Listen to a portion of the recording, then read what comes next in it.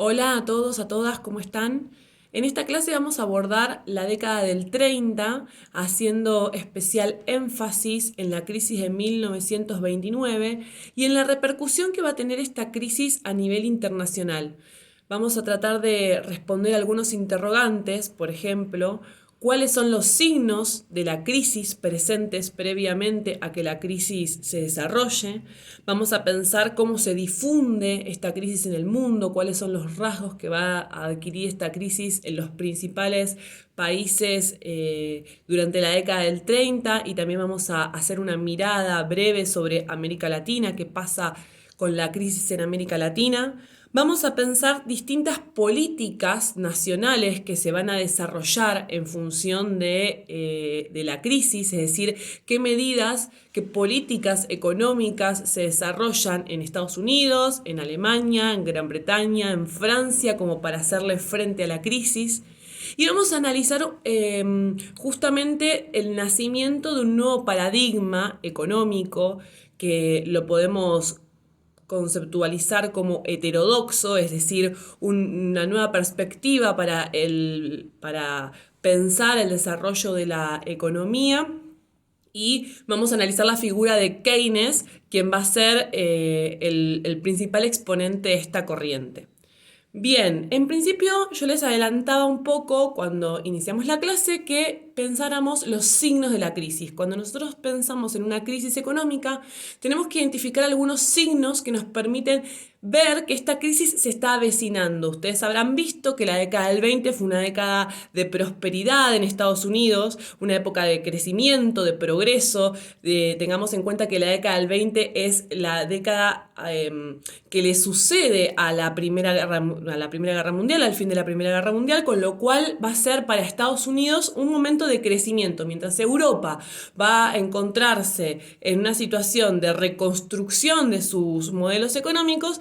En Estados Unidos se va a vivenciar esta etapa de crecimiento, de florecimiento, de creencia en el progreso ilimitado de la sociedad y entonces en el aumento de la actividad económica. En la década del 20 nadie podría imaginarse que iba a suceder la crisis de 1929 en ese momento, ¿no? En Estados Unidos. Ahora, ¿qué signos nosotros podemos encontrar a principios de 1929 que nos permiten visualizar qué se va a avecinar una crisis? Primero, encontramos una caída de la demanda a nivel global, ¿sí? Una caída generalizada de la demanda, una disminución de la inversión y una caída en la construcción, ¿sí? Una contracción en la construcción. Son signos evidentes de la crisis. Por otro lado, vamos a encontrar distintos sectores a nivel global que van a demostrar esta caída, digamos, de lo que estamos hablando, esta caída de la demanda, esta disminución de los precios. En principio, un dato fundamental para entender la crisis del 29 es mirar al sector de productor de materias primas, fundamentalmente a los productores de alimentos y a los productores de materias primas que van a servir a las grandes industrias. Vamos a encontrar una caída muy fuerte de los precios de las materias primas. Hay distintas explicaciones que intentan explicar por qué caen los precios en este momento. Algunas tienen que ver con la introducción de innovaciones tecnológicas que permiten que se abaraten los costos y por lo tanto disminuya el precio. Algunas corrientes económicas también se lo atribuyen a un aumento de la demanda de productos, digamos, en el mercado a nivel global. Entonces habría una sobreoferta de materias primas que hace o que tira el precio para abajo. Pero lo que tenemos como realidad es que hay una caída en este sector y esto va a ser muy importante para poder comprender la crisis, ¿sí? Según Saborido, 2/3 de la población mundial vive de la producción de las materias primas, con lo cual esta caída en los precios va a afectar indefectiblemente a grandes países, ¿no? Digamos, a grandes espacios, a grandes territorios, a grandes poblaciones y sistemas económicos diversos. Por otro lado, me interesa señalar una superproducción relativa en lo que se llaman las industrias tradicionales, la industria del carbón, la industria del algodón. Recordemos que hacia la segunda mitad del siglo XIX y en la primera parte del siglo XX comienzan a industrializarse nuevos países y empiezan a desarrollar justamente la producción producción de estas industrias tradicionales, el algodón, el carbón, que son las industrias características de la primera revolución industrial, y esta producción de estas industrias y este aumento en los niveles de producción va a producir una superproducción relativa, ¿sí? Que eso también va a tirar los precios para abajo.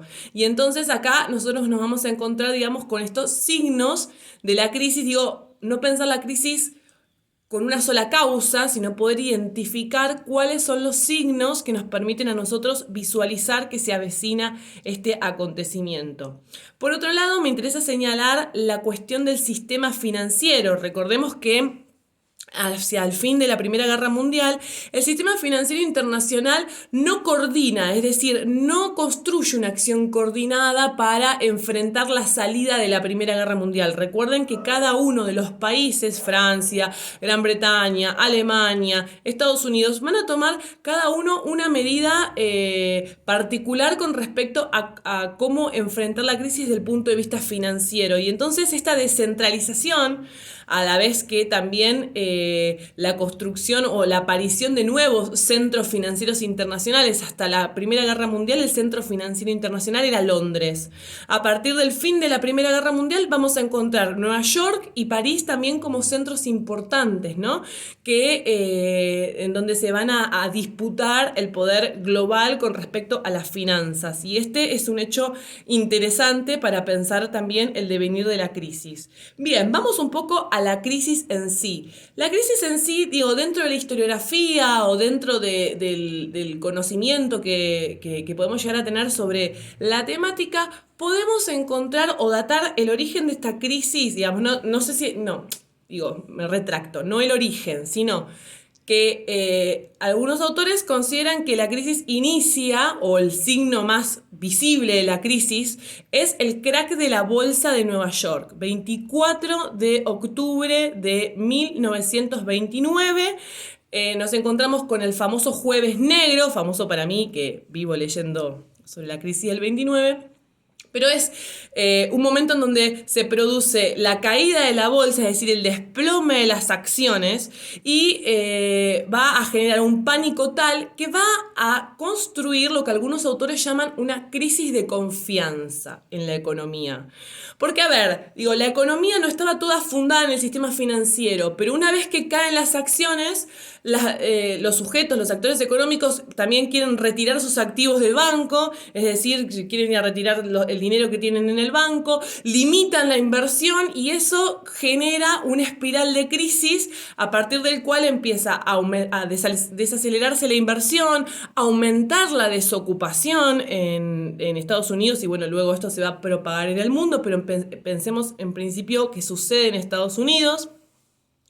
Y va a tener consecuencias importantísimas, digamos, a nivel internacional, porque recuerden que Estados Unidos es la potencia fundamental luego de la Primera Guerra Mundial. Estados Unidos entra como el mayor deudor o como un deudor más dentro del escenario bélico en Europa y sale siendo el mayor acreedor, es decir, que le terminan debiendo la mayoría de los países dinero a Estados Unidos. Entonces, que este país caiga en una crisis de esta magnitud va a repercutir indefectiblemente en el resto de los países.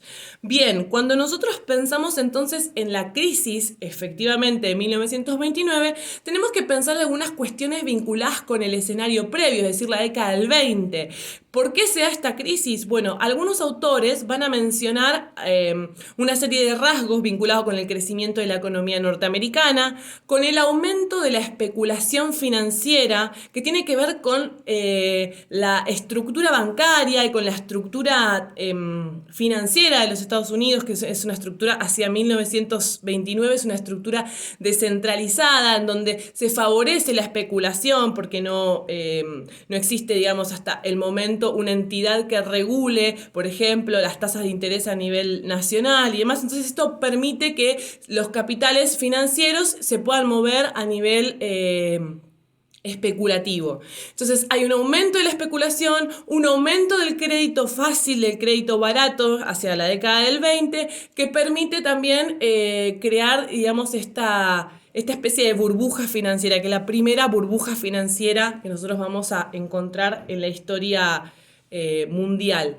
Bien, a ver, cuando nosotros pensamos en los sectores afectados por la crisis, me parece interesante pensar primero el sector agrícola, ¿sí? Cuando pensamos la crisis, miremos el sector agrícola. El sector agrícola es uno de los sectores más golpeados por la crisis. Ya evidenciábamos en el mundo en general y en Estados Unidos en particular una caída de los precios agrícolas previo a la crisis, y esto se va a profundizar con la crisis aún más. Vamos a encontrar miles y miles de agricultores endeudados con el banco que han hipotecado sus tierras para poder invertir, aumentar los niveles de producción y que con la crisis se ven en la bancarrota. Digamos que es un sector muy golpeado, al mismo tiempo que el sector industrial va a ser otro de los sectores más golpeados por la crisis. Vamos a encontrar al principio de la crisis aproximadamente 4 millones de desocupados, y a medida que va avanzando la crisis van aumentando los desocupados, ¿sí? No es que es una crisis temporal, chiquita, coyuntural,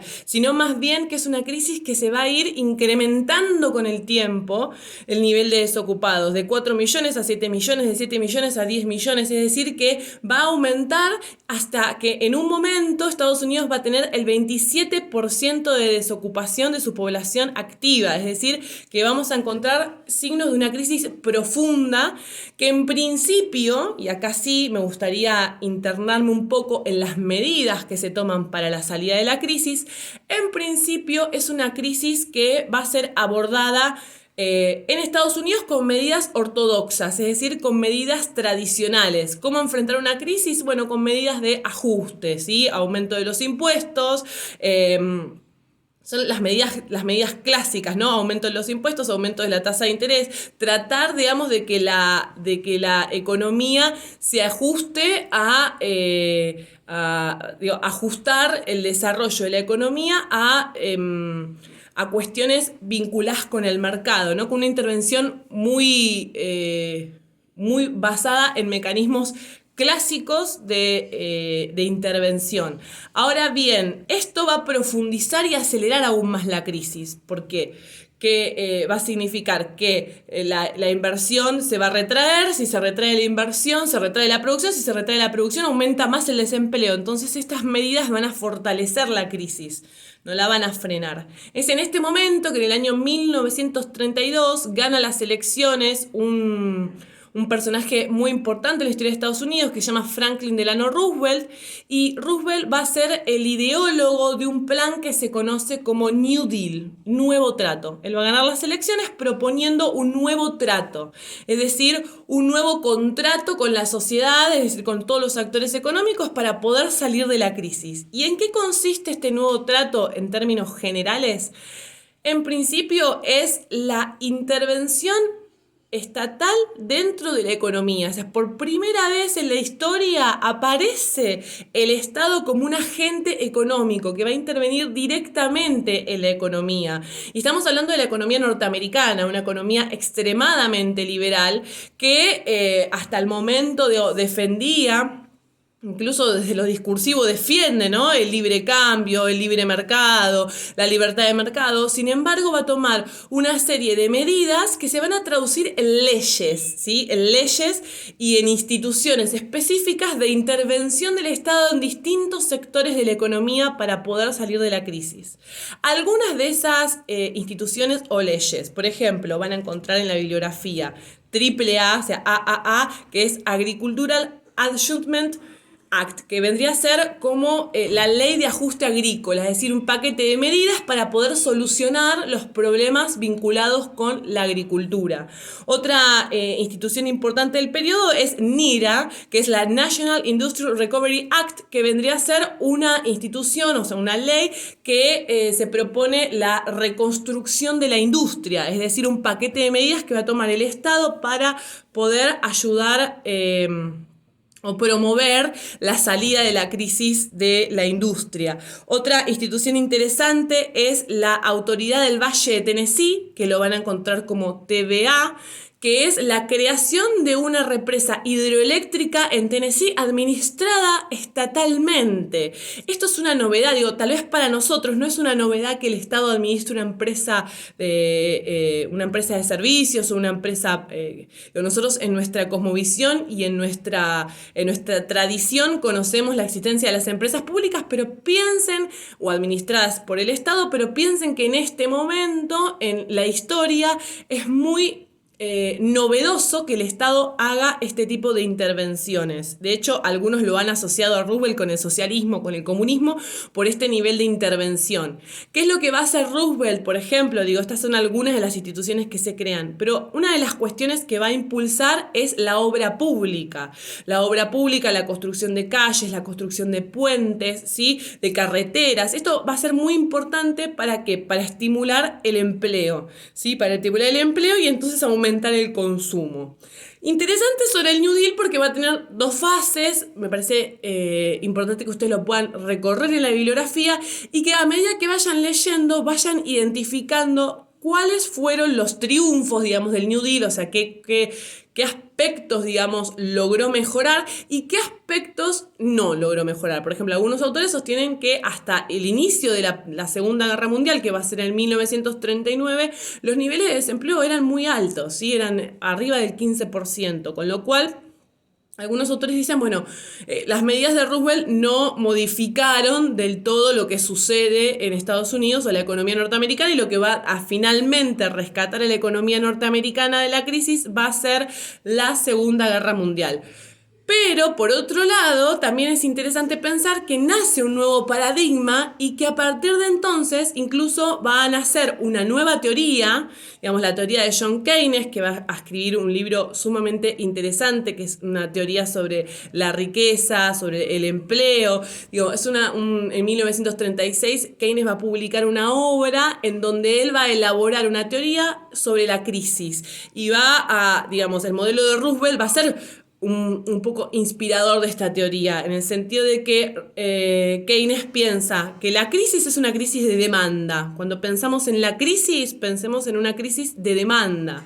Lo que sucede con la crisis es que justamente hay una retracción de la demanda y que en ese contexto no existe un agente económico que pueda estimular la demanda salvo el Estado, o que tenga la potestad o que tenga el capital como para poder estimular la demanda. Entonces, ¿qué es lo que piensa Keynes? ¿Cómo se estimula la demanda? Con la intervención del Estado, ¿sí? Es decir, que acá va a aparecer un nuevo paradigma económico vinculado a una intervención estatal, y Keynes va a desarrollar en la teoría económica el nacimiento, digamos, de una parte de la teoría económica que es la macroeconomía, porque él va a decir, la economía no solamente puede estudiarse desde las acciones individuales, ¿sí? Desde los agentes económicos racionales e individuales, sino más bien que la economía también puede estudiarse o debe estudiarse a partir de cuestiones más globales, es decir, cómo el Estado tiene herramientas, en principio, cómo son herramientas macroeconómicas que pueden modificar la economía. Por ejemplo,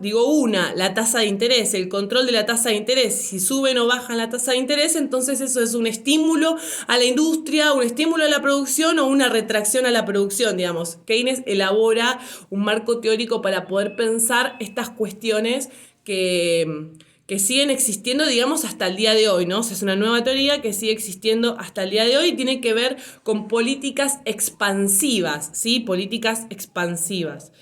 Bien, por otro lado, a ver, la crisis de 1929 va a tener una serie, o va a traer una serie de nuevas medidas, por ejemplo, nuevas prácticas financieras, va a aparecer en la historia la idea del control de cambios, que vendría a ser el control que va a tener cada uno de los estados con respecto a la conversión de la moneda, es decir, el Estado, los distintos países van a empezar a fijar entonces la relación que va a tener su moneda con la divisa internacional. Eso va a ser importante para el desarrollo de medidas locales y o nacionales, es decir, para poder promover, por ejemplo, ahora vamos a hablar un poco de Gran Bretaña, para poder promover qué es lo que el desarrollo industrial en algunos países en algunos países que fueron potencia antes de la Primera Guerra Mundial y que logran o quieren reconstruirse y aparecen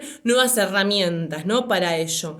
Va a aparecer, por ejemplo, también otra cuestión interesante, van a aparecer los acuerdos bilaterales, es decir, acuerdos que se van a iniciar entre dos países como para poder establecer un vínculo y poder estimular el desarrollo de sus economías, es decir, que el paradigma del libre mercado que primaba hacia el siglo XIX, con la crisis de 1929 termina desarticulándose, ¿sí? Y aparecen nuevas concepciones y nuevas formas de organizar la producción y la distribución de bienes y servicios a lo largo y a lo ancho del mundo. Bien, entonces les indicaba un poco que íbamos a hablar de Gran Bretaña. ¿Qué es lo que hace Gran Bretaña, ¿no? ¿Qué es lo que pasa en Gran Bretaña con la crisis del 30? En primer lugar, Gran Bretaña, recuerden que en la década del 20 quiso sostener el valor de la libra, incluso a pesar de que su moneda no valía tanto. Recuerden que esa fue una decisión bastante fuerte y controvertida que toma Gran Bretaña a la salida de la Primera Guerra Mundial, y con el desarrollo de la crisis, lo primero que hace es abandonar el patrón oro, es decir, abandona el patrón oro, deja flotar la libra y se devalúa la moneda inglesa. Esta devaluación claramente va a tener un impacto muy importante en la economía y va a generar tensión social, conflicto social. Pero también en este sentido, Gran Bretaña a ser gobernada por el Partido Laborista, luego de la crisis del 30, y va a promover para la salida de la crisis el crédito barato y, escuchen esto, proteccionismo. Luego de tantos años de promover el libre cambio, Gran Bretaña empieza a impulsar medidas proteccionistas porque apunta al mercado interno para la recuperación de la economía. Esto es algo importante, interesante, diferente. Entonces es un poco lo que nos muestra la dinámica que tiene la vida económica, ¿sí? Que la vida económica no es estática, sino que se va transformando igual que la vida política. No es una línea estable y estática, sino más bien que tiene un dinamismo. Me parece interesante el caso de Gran Bretaña, léanlo cuando lo tengan que enfrentar en la bibliografía, léanlo porque es interesante. Bien, por otro lado, Francia. ¿Qué pasa con Francia? Francia decide sostener el patrón oro para no devaluar. Recuerden que Francia sí había devaluado la moneda, ¿no? Hacia la década del 20, eso había permitido que sus bienes sean competitivos a nivel internacional y entonces su economía se había sostenido bastante bien. Sin embargo, con la crisis del 30 lo que hace es decidir sostener el patrón oro y promover la deflación, digamos, uno de los fantasmas de las economías a principios del siglo XX, incluso hasta ahora, ¿no? Es la inflación. Bueno, lo contrario de la inflación es la deflación, es decir, promover una caída de los precios. Eso, digamos, fue como la estrategia de Francia para salir de la crisis. ¿Cómo promoves la deflación, perdón? Aumentando la tasa de interés, disminuyendo los salarios. Esto va a generar conflicto social, tensión social, vamos a encontrarnos con una caída de precios, una caída de la inversión, ¿sí? Conflicto, tensión que permite hacia 1936 el triunfo del Frente Popular, es decir, un frente de izquierda va a ganar las elecciones y ya con el New Deal como referencia, lo que va a hacer el gobierno de León Blum, que va a ser del Frente Popular, van a empezar a impulsar medidas intervencionistas. Y esto va a generar otros problemas, de la deflación a la inflación. Entonces el conflicto y la inestabilidad van a ser un signo característico de Francia durante todo este periodo. Por otro lado, me gustaría hablar de Alemania, ¿sí? Alemania... Ya ustedes habrán visto que en la década del 20 Alemania tuvo serios problemas, ¿no? Serios problemas vinculados con los gastos de reparación de la guerra, la hiperinflación de 1923. Entonces Alemania frente a la crisis va a mantenerse en la ortodoxia, es decir, la ortodoxia liberal, aumento de tasas de interés, ¿no? Digo, aumento de tasas de interés, reducción de salarios, eso va a ser como el paquete de medidas como para frenar la crisis y vamos a tener como consecuencia en Alemania una desocupación galopante, un aumento de la caída del PBI, un colapso del sistema bancario, ¿sí? En este escenario es donde aparece la figura de Hitler, ¿sí? Hitler va a ser un personaje importantísimo en la historia de Alemania porque él va a promover una salida de la crisis antidemocrática, antiliberal, con un proyecto totalitario y racista, es decir, que él va a ganar las elecciones con ese discurso. El Partido Nacional Socialista Alemán va a ganar las elecciones con ese discurso. Digo, llegamos al poder y destruimos la democracia. Ese va a ser como el objetivo. Entonces, cuando pensamos en las soluciones económicas o en las propuestas y en las salidas económicas a la crisis, no podemos dejar de pensar en una concepción totalitaria de la sociedad. Es decir, que el nacionalsocialismo va a tener una concepción totalitaria de la economía, un control de la economía totalitario. O sea, cuando gana Hitler las elecciones, que su figura, digo, es importante ya durante la década del 30, pero en 1932 gana las elecciones, en 1933 asume como canciller. Acá vamos a encontrar un paquete de medidas vinculadas con una intervención estatal, creación de empleo, disminución, digamos, de la presión fiscal a los empresarios. Vamos a encontrarnos con una planificación de la economía en donde la primera etapa va a estar vinculada en el aumento de la inversión del transporte y la construcción, y luego la segunda etapa va a estar vinculada con el rearme, es decir, con la producción armamentística, bélica, y esto es uno de los signos importantes de cómo sale Alemania de la crisis del 30, ¿no? A partir del rearme, el sector estatal se convierte en el mayor inversor y en el mayor consumidor, digamos, dentro del escenario alemán.